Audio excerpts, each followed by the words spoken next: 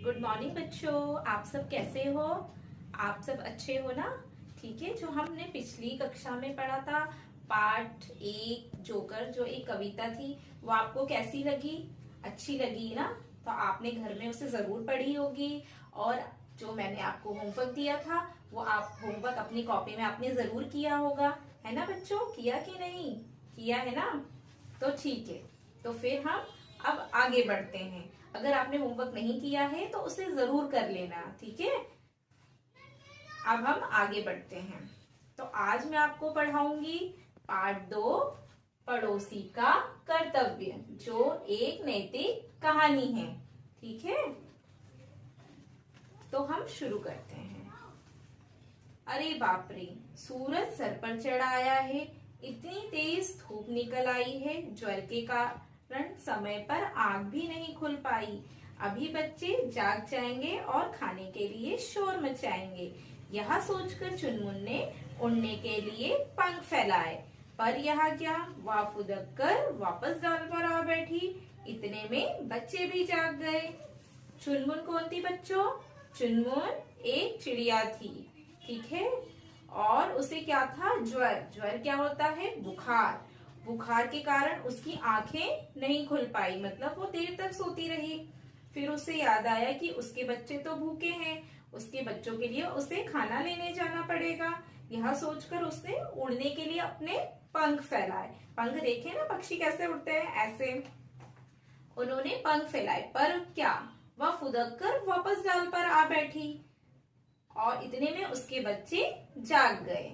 अब आगे रुनझुन बोला, माँ आपको तो तेज बुखार है ना, आज आप कहीं मत जाइएगा, यहीं आराम कीजिए। चुनमुन ने कहा, पर बेटा तुम्हारे लिए भोजन कौन लाएगा, मुझे जाना ही होगा। रुनझुन कौन था? चुनमुन का बच्चा। चुनमुन कौन थी? चिड़िया। चिड़िए के बच्चे का नाम क्या था? रुनझुन। तो रुनझुन ने अपनी माँ से कहा, माँ आपको तो तेज बुखार है, आप कहीं मत जाइए, यहीं आराम कीजिए। चुनमुन ने कहा, पर बेटा तुम्हारे लिए भोजन कौन लाएगा, मुझे तो जाना ही होगा। अगर चुनमुन अपने बच्चों के लिए भोजन लेने नहीं जाएगी तो उनको खाना कौन खिलाएगा, इसलिए उसे फिक्र थी। इसलिए उसने कहा कि मुझे तो जाना ही होगा। तभी टुन्नू बोला, माँ आप हमारी चिंता तभी टुन्नू बोला, माँ आप हमारी चिंता मत कीजिए, हम भोजन की व्यवस्था स्वयं कर लेंगे। टुन्नू चुनमुन का छोटा बेटा था। चुनमुन चिड़िया का नाम क्या था? चुनमुन। उसके 2 बच्चे थे, पहला रुनझुन और दूसरा टुन्नू। तो टुन्नू ने अपनी माँ से कहा, माँ आप हमारी चिंता मत कीजिए, हम भोजन की व्यवस्था स्वयं कर लेंगे। चुनमुन बोली, पर बेटा तुम अभी बहुत छोटे हो, आप आराम कीजिए, हम अभी आते हैं। यह कहकर दोनों शाखा से फुदकते हुए आगे बढ़ गए।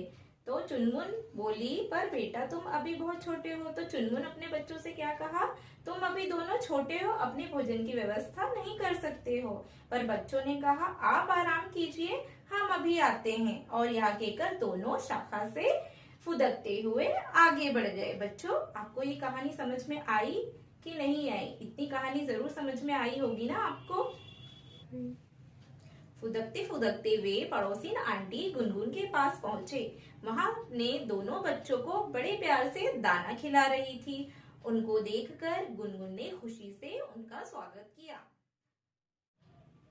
फुदकते फुदकते वे पड़ोसी आंटी गुनगुन के पास पहुंचे। वहां वे अपने दोनों बच्चों को बड़े प्यार से दाना खिला रही थी। उनको देखकर गुनगुन ने खुशी से उनका स्वागत करते हुए पूछा, अरे तुम दोनों घोंसले से बाहर क्यों आए हो? उन्होंने बताया कि हमारी माँ बहुत बीमार है, वह हमारे लिए खाना नहीं ला सकती। ओहो, यह तो बहुत बुरा हुआ, लेकिन तुमने बहुत अच्छा किया जो आकर मुझे बता दिया। यह कहकर गुनगुन ने उन दोनों को भरपेट खाना खिलाया। फुदकते फुदकते वो दोनों कहाँ गए? अपनी पड़ोस से आंटी गुनगुन के यहाँ गए, जहाँ पे गुनगुन आंटी अपने बच्चों को क्या कर रही थी? प्यार से दाना खिला रही थी। गुनगुन आंटी दोनों को देखकर बहुत खुश हुई। किसको देख के खुश हुई? रुनझुन और टुन्नू को देखकर। फिर उसने पूछा, अरे तुम दोनों घोंसले से बाहर क्यों आए? तो उन दोनों ने कहा, हमारी माँ बहुत बीमार है, वो हमारे लिए भोजन लेने, खाना लेने बाहर नहीं जा सकती है। तो उसने कहा, तुमने बहुत अच्छा किया जो तुम यहाँ आ गए। ठीक है बच्चों, गुनगुन आंटी ने ये सब किससे कहा? रुनझुन और टुन्नू से। आकर तुमने बहुत, यह कहकर गुनगुन ने उन दोनों को भरपेट खाना खिलाया। फिर कुछ दाने लेकर चुनमुन के पास आई और बोली, लो बहन कुछ खा लो, बच्चों की चिंता मत करो, तुम्हारे ठीक होने तक मैं तुम सबके लिए खाना लेकर आऊंगी। गुनगुन ने रुनझुन और टुन्नू को भरपेट खाना खिलाया और उसके बाद वो कुछ दाने लेकर किसके पास गई? चुनमुन चिड़िया के पास गई और उसने कहा, लो बहन खाना खा लो, बच्चों की चिंता मत करो। उसने चुनमुन से कहा, बच्चों की चिंता मत करो, तुम्हारे ठीक होने तक मैं तुम सबके लिए खाना लेकर आऊंगी। ये किसने कहा? गुनगुन ने चुनमुन से कहा। ठीक है बच्चों, समझ में आया? फिर आगे चुनमुन बोली, नहीं बहन तुम कष्ट मत उठाओ, मैं भोजन की व्यवस्था स्वयं कर लूंगी, मुझे किसी का एहसान लेना अच्छा नहीं लगता। चुनमुन ने गुनगुन से क्या कहा? बहन तुम कष्ट मत करो, मतलब तुम्हें कोई तकलीफ ना हो, मैं अपने भोजन की व्यवस्था स्वयं कर लूंगी, मुझे किसी का एहसान लेना अच्छा नहीं लगता। गुनगुन ने समझाया, नहीं बहन यह एहसान नहीं है, संकट के समय यदि पड़ोसी ही पड़ोसी की सहायता नहीं करेगा तो कौन करेगा? गुनगुन ने किसे समझाया? चुनमुन को। कहा, बहन पड़ोसी ही पड़ोसी, संकट के समय पड़ोसी ही पड़ोसी की सहायता नहीं करेगा तो कौन करेगा? पड़ोसी होने के नाते यह तो हमारा कर्तव्य है। गुनगुन ने चुनमुन से क्या कहा? पड़ोसी होने के नाते यह तो हमारा कर्तव्य है, ठीक है, कि हम एक दूसरे के काम आए। फिर एहसान तो इन दोनों बच्चों का हम पर है। फिर गुनगुन ने क्या कहा चुनमुन से? कि हम एक दूसरे के काम आए, फिर एहसान तो इन दोनों बच्चों का हम पर है। उस दिन यदि ये दोनों शोर नहीं मचा, फिर से करूंगा बिट्टू, उस दिन यदि ये दोनों शोर नहीं मचाते तो ब्लैकी सांप मुझे और मेरे बच्चों को खा गया होता। उस समय हम तो गहरी नींद में सोए हुए थे। गुनगुन ने चुनमुन से कहा कि तुम्हारे दोनों बच्चों ने अगर उस दिन शोर नहीं मचाया होता तो कौन उन्हें खा जाता? ब्लैकी सांप उसे और उसके बच्चों को खा जाता। इन दोनों के शोर से सारे पक्षी इकट्ठे हो गए और उन्होंने सांप को भगा दिया। पूरी घटना सुनकर चुनमुन ने दोनों बच्चों को गले लगा लिया और गुनगुन को धन्यवाद दिया। है ना बच्चों, कहानी समझ में आई कि नहीं आई? तो आगे इससे हमें क्या शिक्षा मिलती है इस कहानी से? अच्छे पड़ोसी वही होते हैं जो संकट के समय एक दूसरे के काम आए।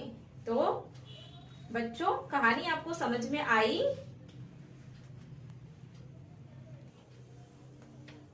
बच्चों ये कहानी आपको जरूर समझ में आई होगी। इस कहानी से हमें क्या शिक्षा मिलती है? अच्छे पड़ोसी वही होते हैं जो संकट के समय एक दूसरे की सहायता करते हैं, है ना, मुसीबत में एक दूसरे की मदद करते हैं। आपके आस पड़ोस में भी काफी लोग रहते होंगे जो आपके पड़ोसी हैं। कभी उनको कोई मुसीबत में फंस जाए तो आप उनकी सहायता करना ये आपका क्या है? कर्तव्य है ना। तो हमें एक अच्छे पड़ोसी होने के नाते एक दूसरे की मुसीबत में, संकट में सहायता करना चाहिए। बच्चों मैं आपको कुछ शब्दार्थ बताती हूँ, ठीक है। पार्ट 2 पड़ोसी का कर्तव्य। इसके शब्दार्थ हैं कारण, वजह। तो कारण क्या होता है? किसी चीज का कारण।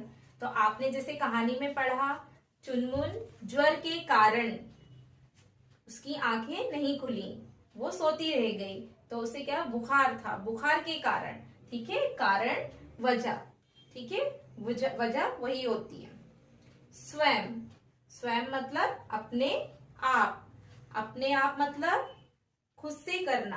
आप अपना काम अपने आप करते हैं कि नहीं? करते हैं ना, क्योंकि आप बड़े हो गए हैं तो आप अपना होमवर्क स्वयं करते हैं, स्वयं अपने हाथों से खाना खाते हैं, करते हैं ना। अपना जो भी छोटा मोटा काम है आप स्वयं करते हैं। तो स्वयं मतलब अपने आप करना काम।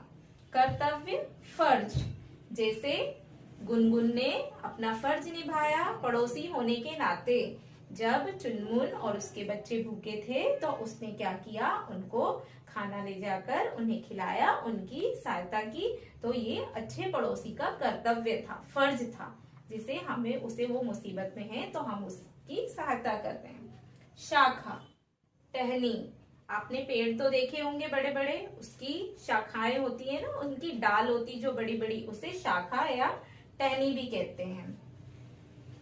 कष्ट, तकलीफ, कष्ट मतलब तकलीफ, जैसे आप खेल रहे हो और आपको चोट लग गई तो आपको दर्द हुआ, हुआ कि नहीं हुआ ना, तो वो आपको कष्ट हुआ, उससे आपको तकलीफ थी, उसे हम दर्द भी कहते हैं, कष्ट भी कहते हैं और तकलीफ भी कहते हैं।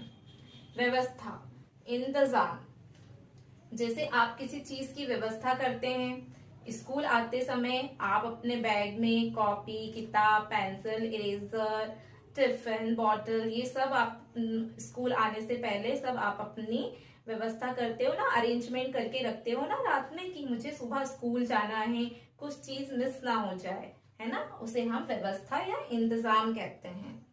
एहसान, उपकार, तो जैसे कहानी में गुनगुन ने चुनमुन से कहा कि उपकार तो मैंने नहीं, आपके बच्चों ने किया। उस दिन मैं और मेरे बच्चों, अगर हम एहसान, उपकार, जैसे आपने कहानी में पढ़ा कि गुनगुन ने चुनमुन से क्या कहा था कि आपके बच्चों ने हम पे एहसान किया, मैंने आप पे कोई एहसान नहीं किया। अगर उस दिन मैं और मेरे बच्चे नींद में थे और इन्होंने शोर मचा के पक्षियों को नहीं बुलाया होता तो ब्लैकी सांप हम दोनों को खा जाता। तो एहसान तो आपका है कि एक दूसरे की मदद करना चाहिए। ठीक है बच्चों, आपको शब्दार्थ समझ में आए होंगे, तो आप अपनी कॉपी में शब्दार्थ ऐसे लिखिएगा। कॉपी में पार्ट 2 पड़ोसी का कर्तव्य, नैतिक कहानी, शब्दार्थ, और शब्दार्थ को ऐसे अब अपनी कॉपी में ऐसे लिखिएगा।